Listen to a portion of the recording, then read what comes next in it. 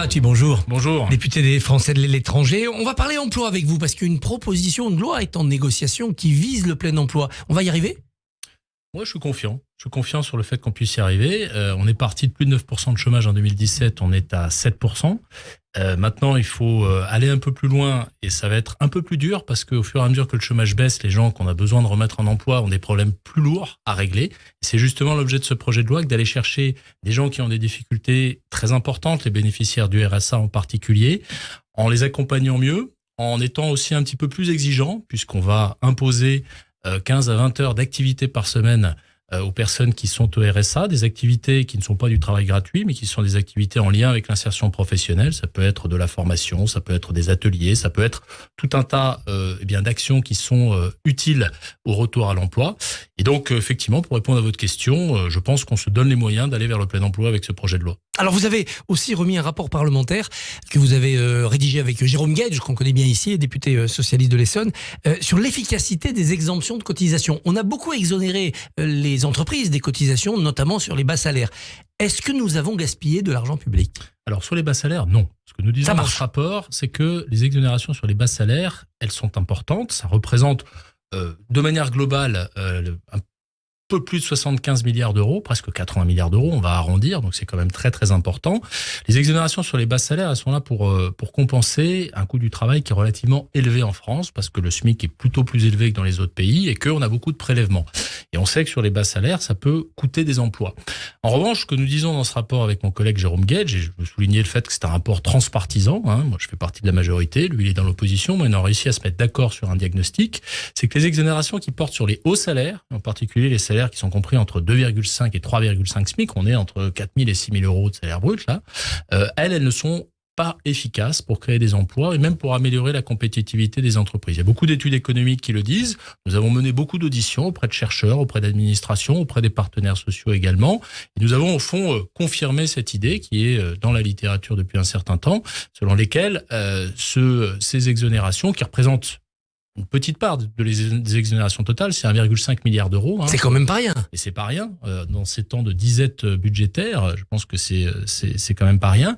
On considère qu'elles gagneraient à être supprimées. Moi, ce que je considère, c'est que si on les supprime, il faut utiliser cet argent pour d'autres baisses de fiscalité ou de charges pour les entreprises qui soient plus efficaces pour l'emploi. Par exemple, faire des baisses de charges, mais sur les bas salaires, ou alors aller plus vite et plus loin sur la baisse des impôts de production. Vous savez qu'il y a tout un débat autour de la baisse des impôts de production. Qui est un petit peu repoussé dans le temps jusqu'à 2027. Je pense que là, c'est prioritaire de baisser les impôts de production et qu'on devrait utiliser cet argent sur les hauts salaires à cette fin, par exemple. Ce que vous appelez la clause d'extinction, ou sunset clause en anglais, c'est quoi ? C'est une négociation de calendrier avec les entreprises pour arrêter ? C'est pas en lien avec les exonérations. Les sunset clause, c'est un principe plus général. Ça consiste à dire que certaines dépenses publiques sont par nature provisoires et qu'elles ne deviennent pérennes que si une évaluation indépendante, comme celle qu'on a mobilisée dans ce rapport, conclut à leur efficacité. Ça veut dire que, concrètement, aujourd'hui, quand vous créez une niche fiscale, quand vous créez une dépense publique nouvelle, c'est très très difficile de la supprimer parce qu'il faut faire la preuve que ça marche pas. Les sunset clauses, c'est le contraire. Pour pérenniser une dépense, il faut faire la preuve que ça marche. Et ça, c'est un élément très important parce que tous ceux qui s'intéressent au débat budgétaire savent que quand on crée une niche, c'est très difficile de la supprimer. Il y a un petit adage qui, je crois, était dû à Gilles Carré, qui était rapporteur général du budget, qui disait « Dans chaque niche fiscale, il y a un chien qui sommeille ». Et ben, c'est très très difficile d'aller récupérer la niche. Le principe de sunset clause, c'est de systématiser au fond les évaluations et de faire en sorte que les dépenses importantes en soient remises en cause, remises en question sur la base d'éléments rationnels. Alors, dans votre travail sur les exonérations de cotisations, vous visez le bandeau famille. De quoi s'agit-il ? Alors, c'est ce dont je parlais tout à l'heure, c'est-à-dire des exonérations de cotisations famille entre 2,5 et 3,5. Le fameux 1,5 milliard dont je parlais, c'est ça. Donc, ça fera peut-être faire des économies au budget de l'État, mais ça peut aussi décourager les gens d'avoir des enfants ? C'est peut-être contre une bonne politique familiale ? Non, il faut être très très très clair. Ce sont des cotisations famille qui, normalement, vont dans le budget de la sécurité sociale. Aujourd'hui, il y a des exonérations, donc la sécurité sociale ne le touche pas, cet argent, mais l'État lui compense. Donc aujourd'hui, concrètement, l'argent va bien dans les caisses de la sécurité sociale et en particulier dans la branche famille. Donc il n'y a pas d'inquiétude à avoir là-dessus. Valérie Pécresse propose un SMIC régional pour l'Île-de-France, qui pourrait d'ailleurs donner des SMIC régionaux en fonction du coût de la vie dans chaque région. Édouard Balladur l'avait évoqué il y a 30 ans. Vous êtes pour ? Alors, si on l'a évoqué il y a 30 ans et qu'on l'a jamais mis en œuvre, c'est peut-être parce que il y a un loup et que c'est pas une bonne idée. Je pense que ça n'est pas une bonne idée. Alors, ça peut paraître assez intuitif. Oui, le coût de la vie en Ile-de-France est plus élevé, plus important en Ile-de-France, et c'est factuel. Néanmoins, les chercheurs et les gens qui se sont penchés sur ce sujet ont pu constater que, en fait, la bonne maille, c'est pas la région. Parce qu'il y a des différences de coût de la vie à l'intérieur de l'Île-de-France et à l'intérieur de chaque région qui sont beaucoup plus importantes.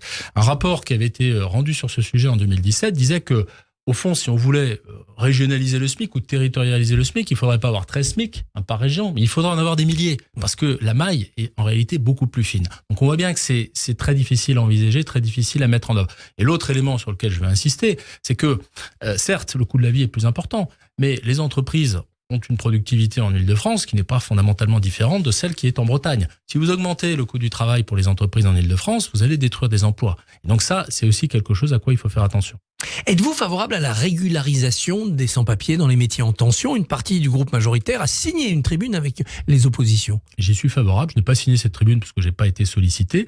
Je suis favorable, et plus généralement, je suis favorable à un texte sur l'immigration qui soit équilibré, c'est-à-dire qui soit ambitieux sur le volet qu'on va appeler le volet régalien, reconduire à la frontière les gens qui n'ont rien à faire en France, réguler nos flux migratoires, et en même temps, je suis favorable à ce que les gens qui travaillent en France, qui payent des impôts, des cotisations, qui le plus souvent sont arrivés de manière régulière, mais dont le titre de séjour est arrivé à expiration, parce que les travailleurs sans papier, ce sont souvent des gens qui sont dans cette situation-là, eh bien, puissent effectivement être régularisés. Dans le projet de loi, il y a un article, qui est l'article 3, qui permet cette régularisation et qui permet surtout quelque chose de très important, c'est que les travailleurs puissent initier eux-mêmes leur demande de régularisation. Aujourd'hui, vous avez besoin d'avoir l'accord de l'employeur pour obtenir votre régularisation. Demain, si cette disposition est adoptée, des gens qui subissent des conditions de travail et de salaire assez difficiles, parce qu'il y a des employeurs qui s'accommodent très bien d'avoir des gens irréguliers pour les exploiter, j'utilise le terme, eh bien pourront accéder à la régularisation. Et ça, effectivement, c'est quelque chose de très important pour moi. Moi, j'ai eu l'occasion de dire que si cette disposition disparaît du texte ou est vidée de sa substance, je ne voterai pas le texte. Et s'il y a deux textes, comme le recommande Nicolas Sarkozy, ce serait peut-être plus habile, non ? Moi, j'avoue que j'aurais été favorable à ce qu'il y ait deux textes, un texte avec les éléments régaliens et puis un texte avec les éléments relatifs à l'intégration par le travail. Ça n'est pas l'option qui a été choisie. C'est le choix du gouvernement. Peut-être qu'on peut y revenir, je ne sais pas. C'est un peu plus compliqué d'y revenir maintenant alors qu'on s'est engagé dans un seul texte équilibré avec cette jambe gauche et cette jambe droite. Bon, l'histoire n'est peut-être pas terminée d'être écrite, mais en tout état de cause, il faut à la fin qu'il y ait ces deux éléments d'équilibre. Et est-ce que cette loi pourrait adopter votre proposition de permis de séjour à points ? C'est-à-dire, en gros, si on se comporte bien, le permis de séjour continue. Si on se comporte mal, on peut être expulsé. Alors, attention, c'est pas exactement ça. Le permis, c'est quelque chose qui concerne ceux qui veulent venir. Ça concerne pas les gens qui sont déjà là. C'est ce qui est en cours au Canada, par exemple. Et dans notre proposition, dans les réflexions qu'on a avec certains de mes collègues, ça porterait uniquement sur l'immigration la plus qualifiée. Les gens qui sont, on va dire, les talents, les chercheurs, les ingénieurs, les entrepreneurs, les artistes. Aujourd'hui, on a un dispositif pour faire venir les talents qui a le mérite d'exister. Ça s'appelle Passeport Talent, d'ailleurs, mais qui est trop compliqué. Il y a 10, 12 sous-catégories, des règles qui sont différentes d'une catégorie à l'autre. Pour rendre notre système attractif pour les talents du monde entier, on a besoin de quelque chose de simple, d'attractif. Et c'est pour ça que le permis à points, c'est assez intéressant parce que un permis à points, c'est quoi? C'est des points si vous avez un certain niveau de diplôme, des points si vous avez un certain niveau de maîtrise de la langue, des points si vous avez une offre d'emploi d'un certain niveau de salaire. Et si vous atteignez un seuil qui est défini par le gouvernement, ce qui permet de contrôler aussi les choses, eh bien, vous avez votre titre de séjour. C'est clair, c'est transparent et c'est prévisible pour les gens. Je pense que on est dans une forme de compétition pour attirer les talents du monde entier. On sait que tous les pays développés sont dans cette logique-là. L'Allemagne vient d'adopter ce permis à points. Il faut aussi qu'on réfléchisse à cela. La gauche dira, vous pillez les cerveaux. Écoutez, à un moment ou à un autre, on le sait, les gens qui viennent en France pour étudier, pour travailler, conservent des liens avec leur pays d'origine. Parfois, ils retournent y travailler. Parfois, ils nouent des relations d'export, des relations commerciales. Moi, je crois en une société ouverte. Je pense que les gens ne sont pas assignés à résidence, y compris quand ils émigrent. Alors, vous travaillez aussi sur un autre projet de loi, qui est le projet de loi numérique. Vous avez déposé un amendement pour ouvrir les données de l'administration aux chercheurs. Alors, est-ce que demain, un thésard de Nanterre pourra avoir le dossier fiscal de Nicolas Rafale, qui doit être très intéressant? Il faut évidemment faire très attention sur les données individuelles. Oui. Il existe aujourd'hui des centres d'accès sécurisés duquel vous ne pouvez pas sortir les données. On peut y mettre des données, on peut apparier des bases, c'est-à-dire mélanger des données sur l'emploi avec des données fiscales. C'est très pratique pour les chercheurs, mais les administrations se font un peu parfois tirer l'oreille pour mettre les données sur ce genre.